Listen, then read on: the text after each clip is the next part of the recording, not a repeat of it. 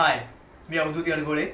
माझ्या शेल्फमधून या पुस्तकांवर आधारित मालिकेमध्ये तुमच्या सगळ्यांचं पुन्हा एकदा मनापासून स्वागत. आजचा हा दुसरा एपिसोड आहे आणि ज्यांनी हा दुसरा एपिसोड पहिल्यांदा आज ज्यांनी सुरुवात केली असेल ही मालिका बघायला, त्यांच्यासाठी मी पुन्हा एकदा सांगतो, माझ्या शेल्फमधून ही पुस्तकांवर आधारित जी मालिका आहे ती वाचनामध्ये येत जाणारी चांगली पुस्तकं, परिणामकारक पुस्तकं, वाचनीय पुस्तकं, ती सगळी पुस्तकं मी इथे तुमच्यासमोर मांडणार आहे आणि त्या पुस्तकांवरती तुमच्याशी थोडासा संवाद साधणार आहे.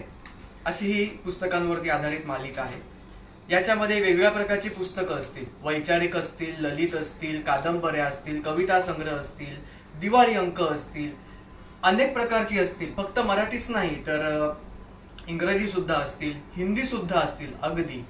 त्यामुळे असं कुठलं बंधन नाही. आपण सगळेजण फक्त पुस्तकांचा आस्वाद घेणार आहोत आणि पुस्तकांवरच बोलणार आहोत. जरी एखादं पुस्तक हे राजकीय पार्श्वभूमीचं असलं तरीही राजकीय वादविवाद होतील अशा पद्धतीचं आपण काही वागूया बोलूया नको, हे भान आपण सगळ्यांनीच इकडे घ्यायचंय, कारण आपल्याला पुस्तक पोचवायचंय.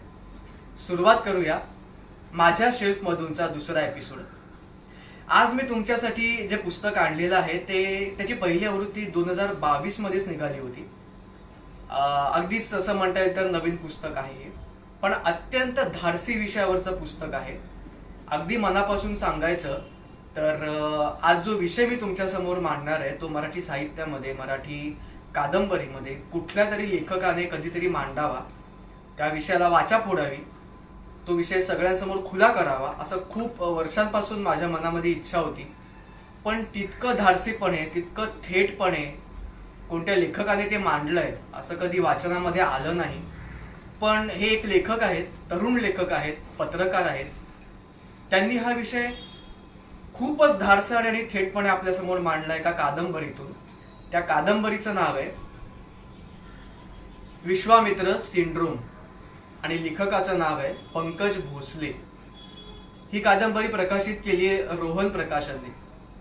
रोहन प्रकाशन जे रेग्युलर वाचतात त्यांना माहितीच असेल की हे प्रकाशन बरीच अनवट वाटेवरची पुस्तकं, बोल्ड अशी पुस्तकं किंवा एक प्रकारे चांगली वैचारिक बैठक, नवीन काळातली वैचारिक बैठक तयार करतील अशी पुस्तकं नेहमीच ते छापत असतं.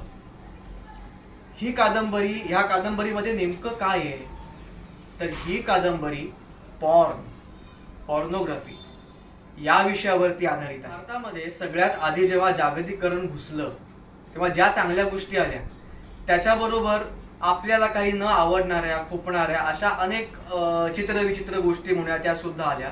त्यामधलाच हा एक विषय म्हणजे पॉर्नोग्राफी.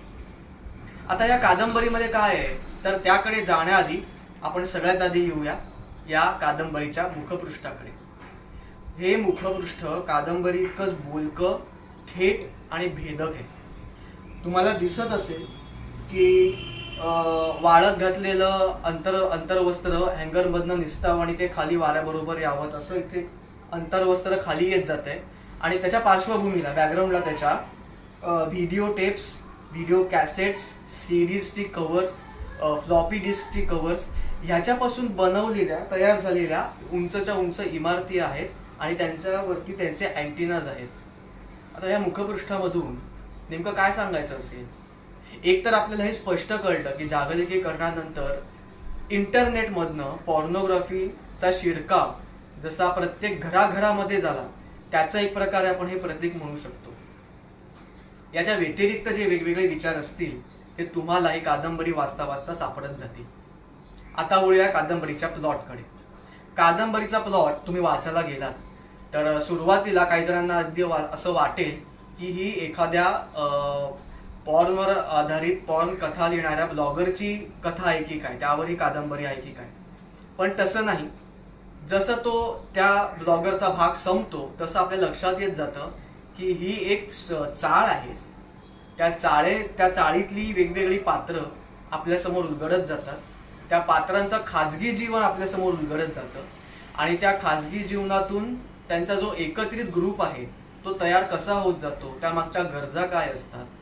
अगदीच तारुण्याच्या उंबरठ्यावरती जे मुलं मुली येऊन ठेपलेली असतात त्यांच्या आयुष्यामध्ये पॉर्नोग्राफी शिरकाव नेमका कुठून कसा करते, त्याचा त्यांच्या मानसिकतेवर आणि स्वतःची सेक्शुअल ओळख शोधण्यावरती कसा परिणाम होत जातो, त्यात पॉर्नोग्राफी किती हातभार लावते, किती त्यांना बिघडवते, असं सगळा तो एकंदरीत प्लॉट ह्या कादंबरीमध्ये आलेला आहे. या कादंबरीची भाषा ही खूप थेट आहे. काही जणांना ती पटणार नाही, काही जणांना हो नाक्यावरती हे असंच बोललं जातं, जी मुलं उभी असतात ती याच भाषेमध्ये बोलतात. ती भाषा इथे थेट वापरलेली आहे, त्यावर कोणतेही संस्कार केलेले नाहीये. त्यामुळे ही सगळी पात्र, हे सगळं वातावरण आपल्याला खूप जास्त जिवंत वाटतं, खूप जास्त येऊन जोरात आदळतं आणि भिडतं. जसं जसं तुम्ही कादंबरी पुढे पुढे वाचत जाता तर त्यामध्ये एक घटना घडते सगळ्यांना बांधणारी अशी, आणि त्यातून वेगवेगळे रंग अजून ते खोल होत जातं, डीप होत जाते ही कादंबरी. आणि मग आपण सावध होत जातो की पॉर्नोग्राफी बद्दल आपण किती जागरूक राहायला पाहिजे, पॉर्न बद्दल आपल्याला नेमका कसा विचार केला पाहिजे, त्याचा होणारा परिणाम हा नेमका कसा बघितला पाहिजे, त्यात किती खरं असतं किती खोटं असतं, हा सगळा भाग या कादंबरीमध्ये आलेला आहे.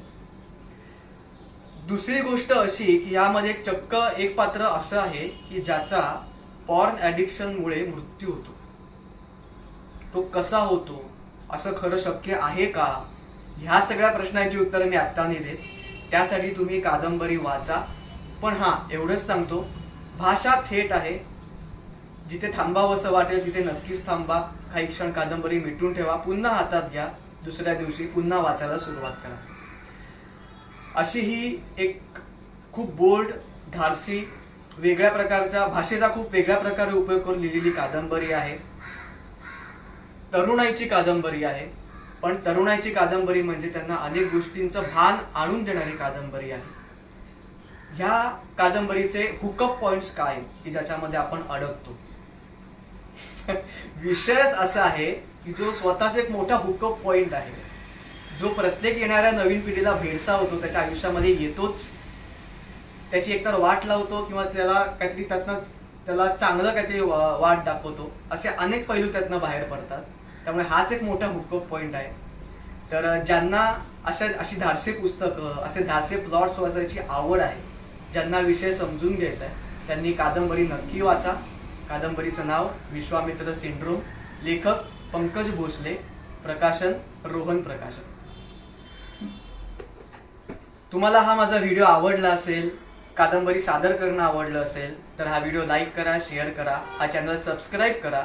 याच्या पुढेही मी तुमच्यासमोर अशी वेगवेगळी छान छान पुस्तकं, इंटरेस्टिंग पुस्तकं घेऊन येणार आहे. भेटूया पुढच्या एपिसोडला माझ्या शेल्फमधून. तोपर्यंत बाय बाय.